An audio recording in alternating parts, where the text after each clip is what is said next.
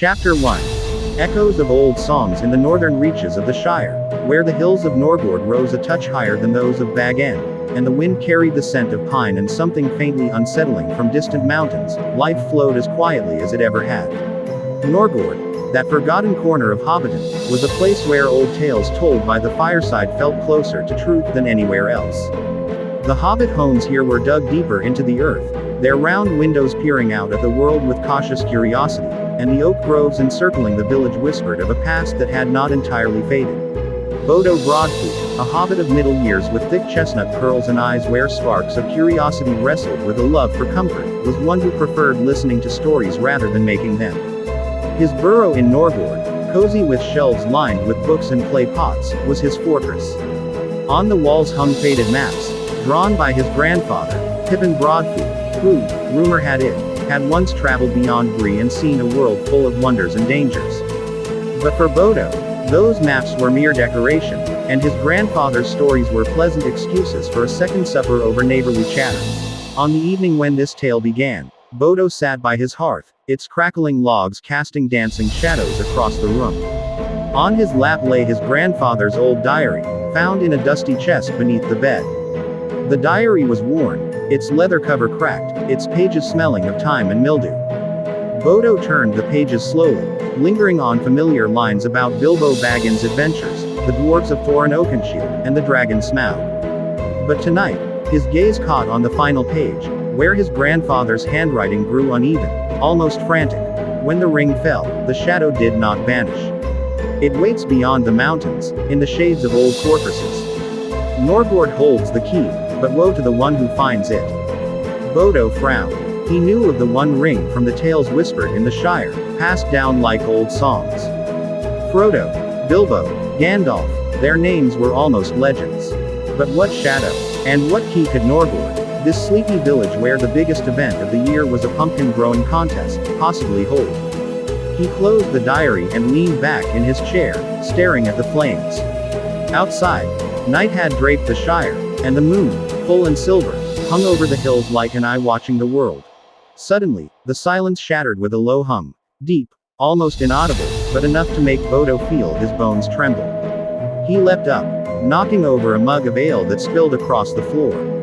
The hum came again, louder now, and the earth beneath his burrow quivered, as if something immense had taken a step nearby. Bodo grabbed his grandfather's old walking stick, sturdy, made of ash, with an acorn-shaped knob, and rushed outside, forgetting even to grab his cloak. The night was cold, the air heavy with damp and a faint metallic tang. Norgord slept, its homes dark smudges against the hills. Bodo looked toward the forest that sprawled to the north, where ancient oaks and elms wove a tangled thicket. There, at the edge of the trees, he saw it. A figure, tall and gaunt, stood motionless, cloaked in black, its hood hiding its face. But its eyes, oh, those eyes. They burned with a reddish glow, like embers in a dying fire, and they stared straight at Bodo. The hobbit froze, his heart pounding so loudly he thought it might be heard as far as Buckland. "Who are you?"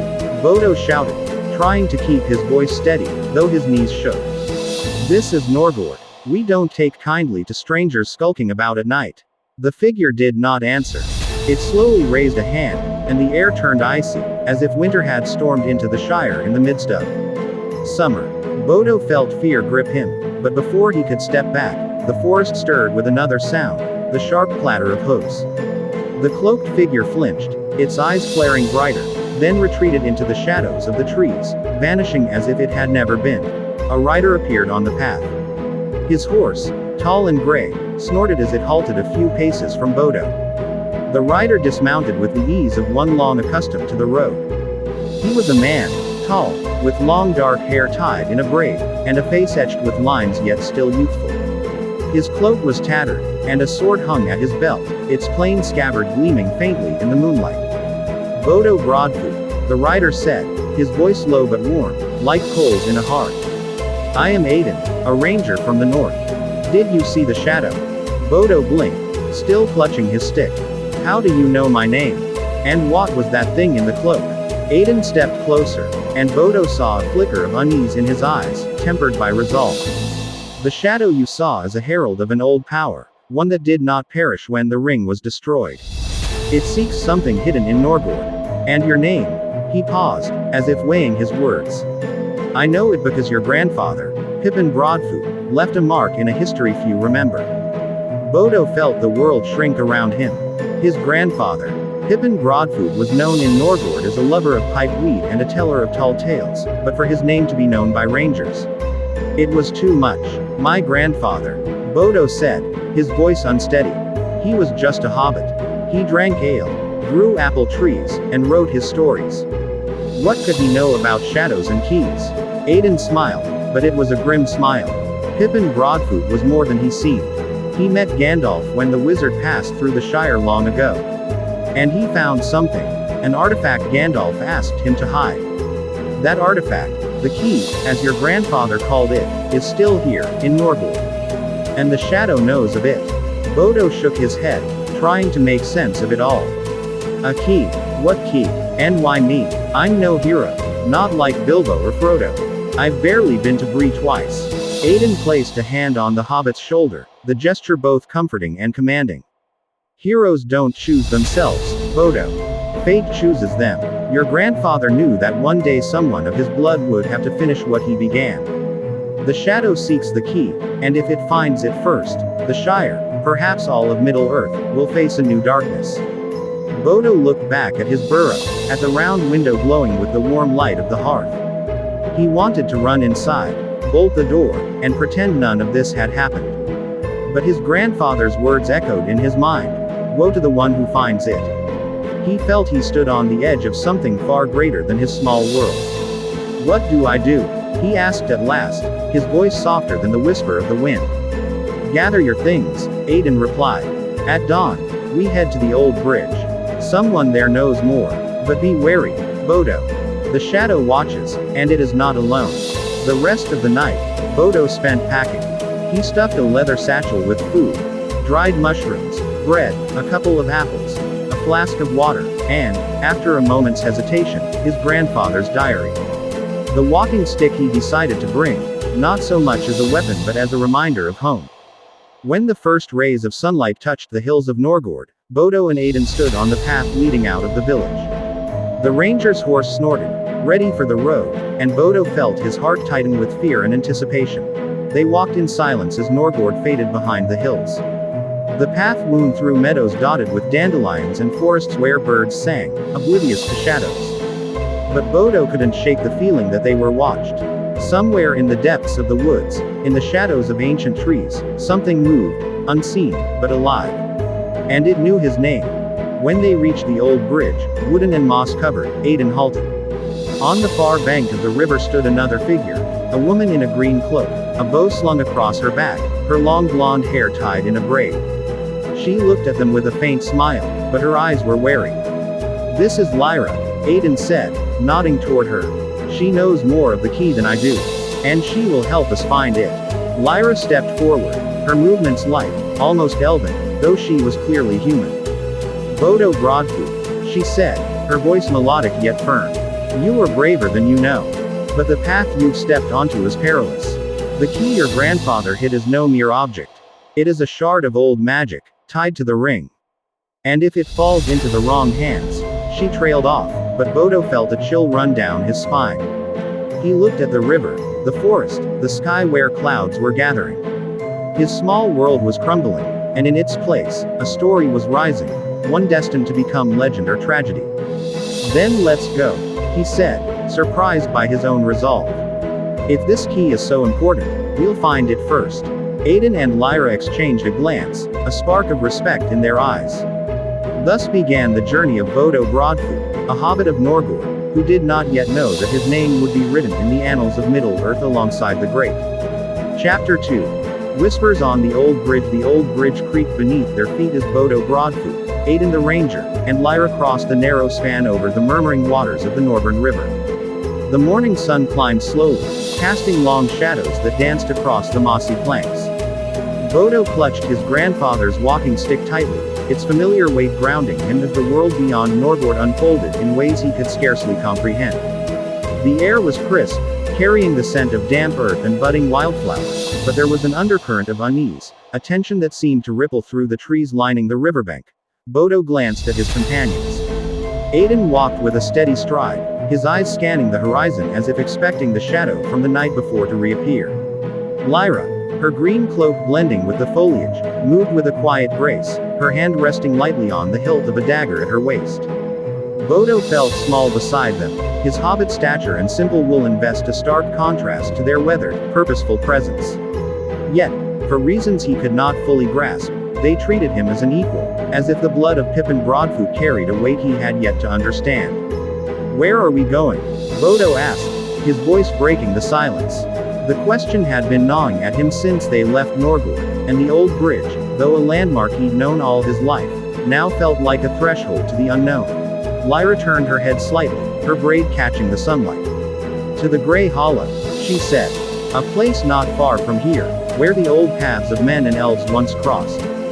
Your grandfather hid the key there, or so the tales suggest." The Grey Hollow. Bodo's brow furrowed. He'd heard of it in passing. Whispers of a sunken glade where the air was thick with mist and the stones bore carvings older than the Shire itself. Hobbits avoided it, calling it a place of queer happenings. Why would my grandfather hide anything there? He wasn't one for spooky places. He liked his garden and his pipe. Aiden chuckled, a low, rumbling sound. Pippin Broadfoot was more than a gardener, Bodo. He was a keeper of secrets, trusted by those who saw the world's deeper currents. Gandalf chose him for a reason. Bodo's steps faltered. "Gandalf, the wizard, you're saying he trusted my grandfather with something as important as this key?" The word felt heavy on his tongue, laden with a mystery he wasn't sure he wanted to unravel. Lyra nodded, her eyes fixed on the path ahead. "The key is no mere trinket. It is a relic of the elder days, tied to the forging of the rings of power. Not even Gandalf knew its full purpose, but he believed it could unlock something, or someone, long forgotten. Your grandfather swore to protect it, and he hid it where none would think to look." Bodo's mind raced. The rings of power were the stuff of fireside tales, stories of great heroes and terrible evils. To think that his grandfather, who once scolded him for stealing apples from the orchard, had been entangled in such matters was almost absurd. Yet the diary's cryptic words and the shadow in the forest told him this was no jest. As they left the bridge behind and followed a winding path into a dense copse of willows, the forest grew quieter. The birdsong faded, replaced by the soft rustle of leaves and the occasional snap of a twig underfoot. Bodo's ears twitched, catching a faint sound, a whisper, like voices carried on the wind. He stopped, gripping his stick tighter. "Did you hear that?" he asked, his voice barely above a whisper. Aiden and Lyra halted, their hands moving to their weapons.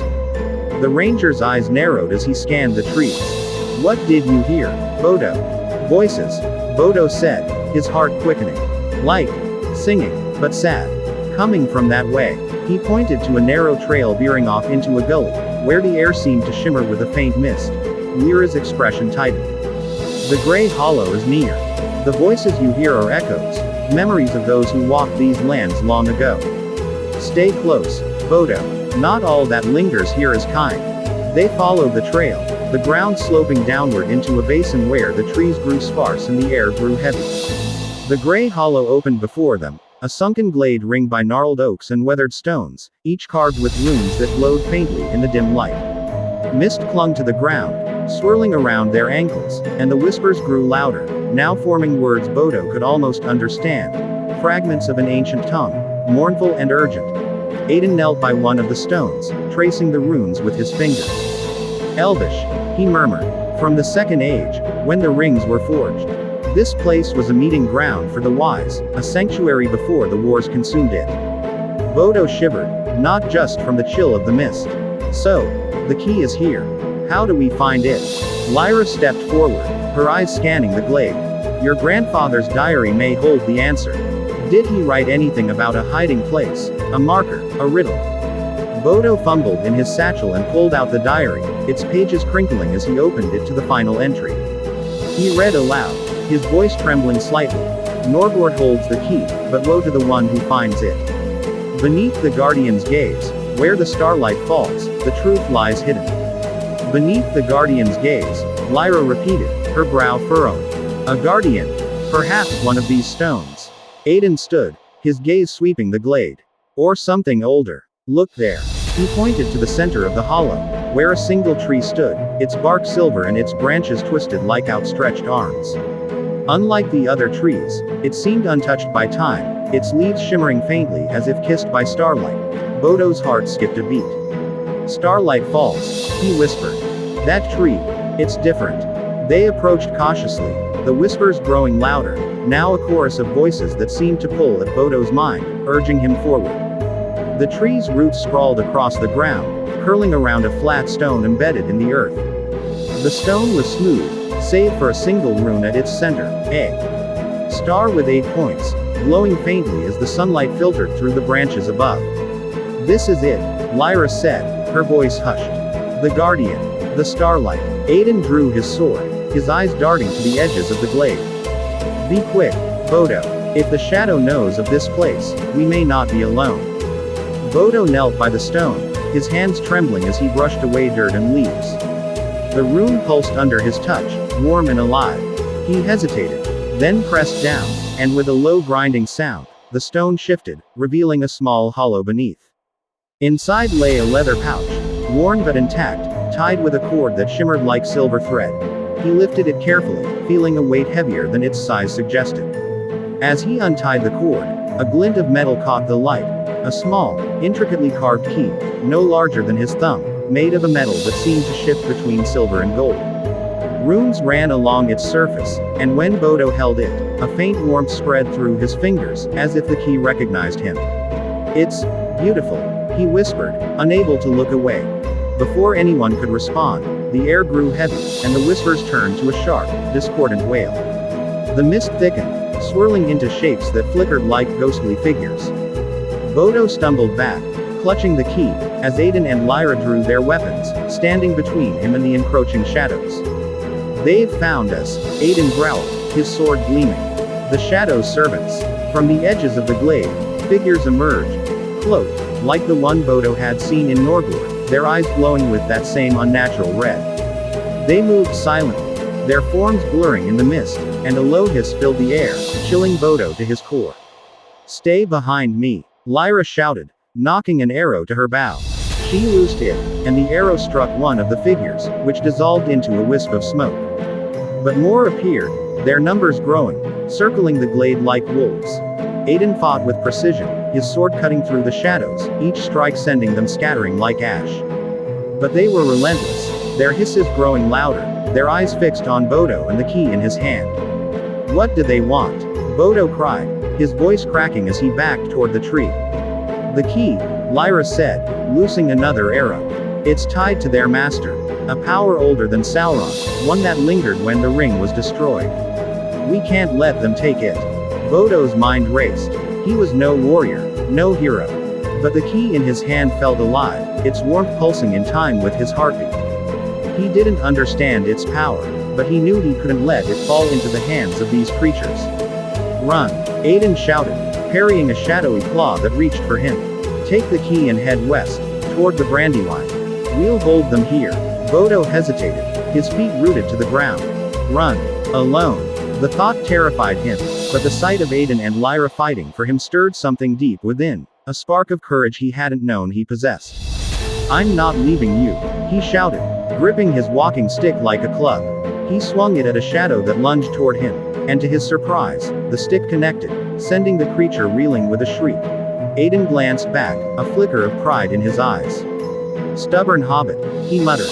Then fight, Bodo Broadfoot, and guard that key with your life. The battle in the Grey Hollow raged on, the air thick with mist and the clash of steel against shadow. Bodo fought as best he could, his heart pounding, his mind filled with the weight of his grandfather's legacy. The key burned in his pocket, a beacon of hope and danger, and as the shadows pressed closer, he knew this was only the beginning of a journey that would test him beyond anything he had ever imagined. Chapter 3. The Light of. The Brandywine. The mist in the Grey Hollow clung to the earth like a shroud, muffling the sounds of battle as Bodo Broadfoot swung his grandfather's walking stick with a ferocity he hadn't known he possessed. The shadowy figures, their red eyes glowing through the fog, pressed closer, their hisses weaving a chilling chorus that threatened to unravel his courage. Aiden fought with the precision of a seasoned ranger, his sword a silver arc slicing through the wraiths, while Lyra's arrows flew true, each one dispersing a shadow into wisps of smoke. But for every creature they felled, another seemed to rise from the mist, their numbers unyielding. Bodo's heart thundered as he clutched the strange key in his pocket, its warmth pulsing against his palm like a second heartbeat. The metal, shimmering between silver and gold, felt alive, as if it knew the danger surrounding them. He ducked as a shadowy claw swiped at him, the air hissing with malice, and swung his stick wildly, striking the creature's form. It shrieked, dissolving into nothingness, but Bodo's relief was fleeting. The glade was a battlefield, and he, a hobbit who'd never wielded more than a garden spade, was at its heart. "We can't hold them forever," Lyra called, her voice sharp as she loosed another arrow. Her quiver was nearly empty, and sweat glistened on her brow despite the chill. "Bodo, you must get the key to the Brandywine.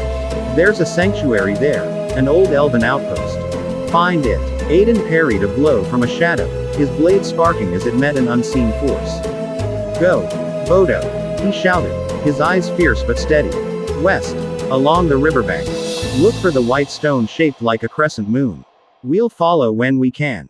Bodo's legs trembled, his mind screaming at him to stay, to fight alongside his newfound companions. But the key in his pocket seemed to urge him onward, its warmth spreading through his chest, whispering of duty and destiny. He nodded, swallowing his fear, and bolted toward the western edge of the gray hollow, his small form darting between the gnarled oaks. The path out of the glade was steep, the ground slick with moss and mist. Bodo stumbled, his breath coming in ragged gasps, but he kept running, the sounds of battle fading behind him. The whispers of the hollow followed, their mournful cadence echoing in his ears, but he pushed them aside, focusing on the path ahead.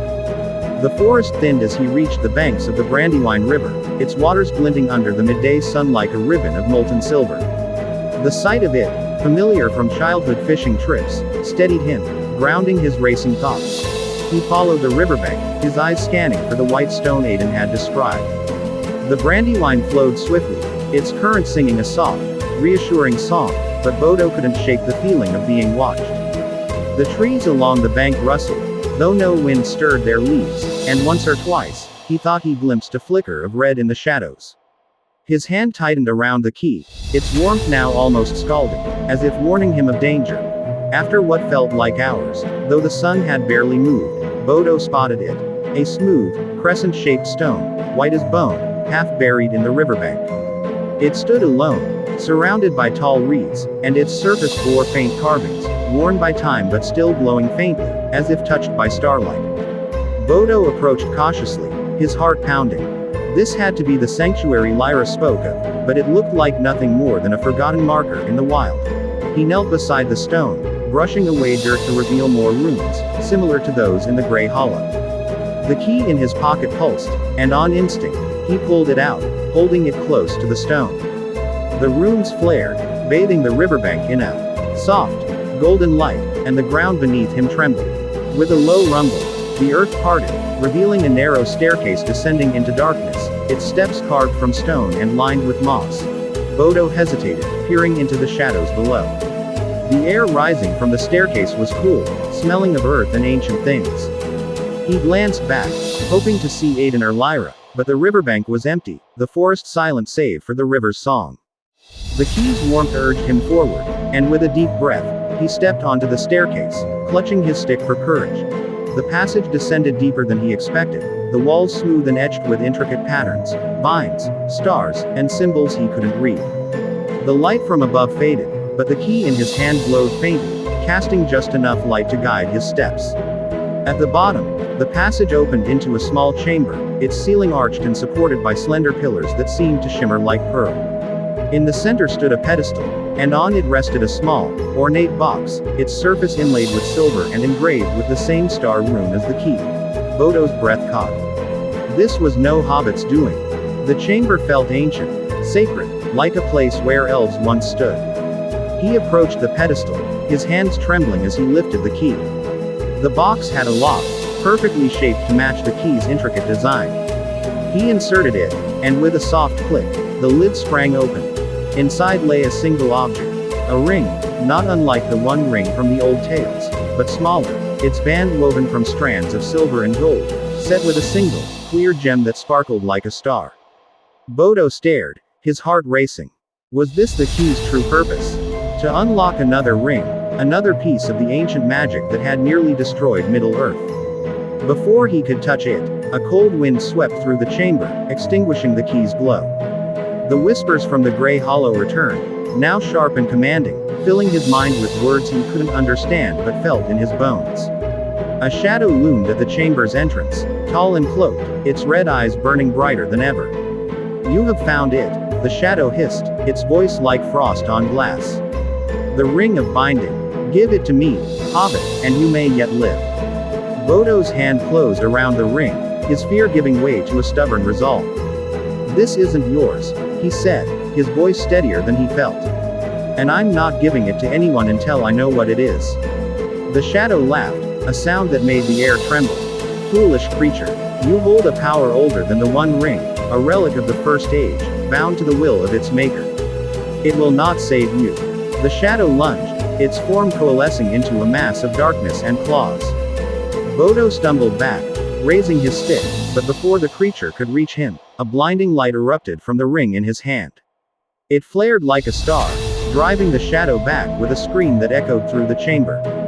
The light pulsed, filling Bodo with a warmth that banished his fear, and for a moment, he felt as if the ring spoke to him, its voice soft but clear. "Keep me safe." The shadow retreated, its form dissolving into the darkness of the passage, but Bodo knew it wasn't gone.